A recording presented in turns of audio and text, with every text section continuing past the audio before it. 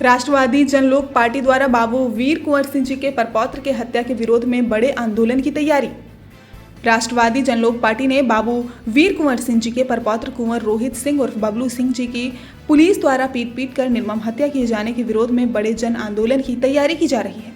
Party के प्रदेश प्रवक्ता प्रकाश सिंह ने बताया कि जिसने देश की आज़ादी के लिए अपनी जान कुर्बान कर दी, जिसने भोजपुर की धरती से 80 साल की उम्र में एक दो बार नहीं बल्कि 7 बार अंग्रेजों को खदेड़ा और अंग्रेजी हुकूमत को धूल चटाई हो, उस वीर वाकुड़ा बाबू वीर कुंवर सिंह जी के वंशज भी नीतीश कुमार की सरकार में ससम्मान जीने के हकदार नहीं रहे।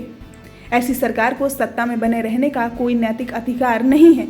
नीतीश सरकार की पुलिस द्वारा बबलू सिंह जी के इसलिए हत्या कर दी गई क्योंकि वो और उनकी माता कुंवर पुष्पा सिंह जी वीर कुंवर सिंह जी के किले में हो रहे अनैतिक और कुकृत्यों का विरोध करता था।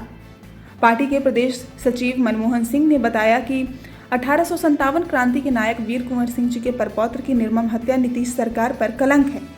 उनके वंशज भी नीतीश सरकार में सुरक्षित नहीं है। सरकार के पुलिस द्वारा उन्हें पीटकर मौत के घाट उतार दिया है।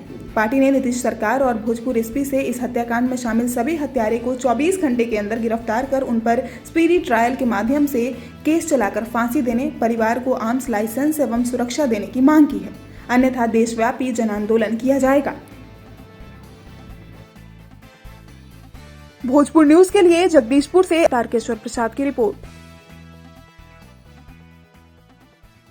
इस खबर को अगर YouTube पर देख रहे हैं तो चैनल को सब्सक्राइब कर घंटी को दबाइए। Facebook पर देख रहे हैं तो पेज को फॉलो, लाइक और वीडियो को शेयर कीजिए। और भोजपुर जिले के तमाम खबरों को सबसे पहले अपने फोन पर पाने के लिए प्ले स्टोर से भोजपुर न्यूज ऐप को इंस्टॉल कीजिए।